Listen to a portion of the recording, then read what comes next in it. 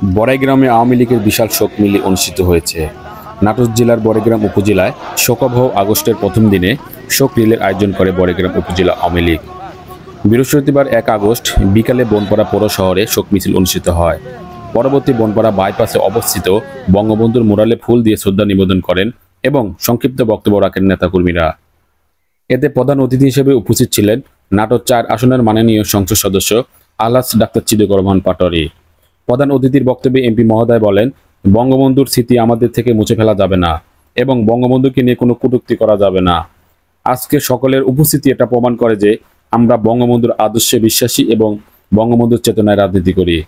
কোটা আন্দোলনের প্রসঙ্গ টেনে এমপি মহোদয় বলেন, শোককে শক্তিতে রূপান্তরিত করে আমাদের সকল দ্বন্দ্ব ভেদাভেদ ভুলে গিয়ে ঐক্যবদ্ধ হয়ে বর্তমান যে পরিস্থিতি তা মোকাবেলা করতে হবে।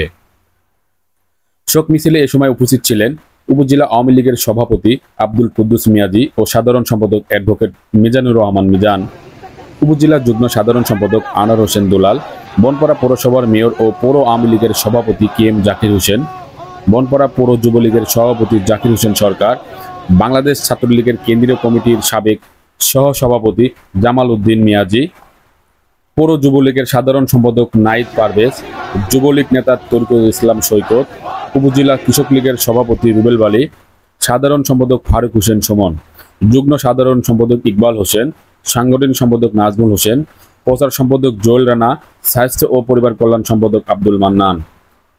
এছাড়া আরও উপস্থিত ছিলেন ১ নং জোয়ারি ইউনিয়নের কৃষক লীগের সভাপতি আশফাকুর রহমান মুন্না, যুগ্ম আহ্বায়ক মোমেন প্রামাণিক, সদস্য সচিব ইলিয়াস মিয়াজি, সৈনিক লীগের উপজেলা সভাপতি ইসাক আলী মোল্লা, উপজেলা ছাত্রলীগের সভাপতি পদপ্রার্থী সাইমন পাটোয়ারী, উপজেলা ছাত্রলীগের সাধারণ সম্পাদক পদপ্রার্থী জোয়েল রানা ও ছাত্রলীগের অন্যতম নেতা মোহাম্মদ ফারুক পাটোয়ারী সহ অঙ্গ ও সহযোগী সংগঠনের নেতাকর্মীরা উপস্থিত ছিলেন।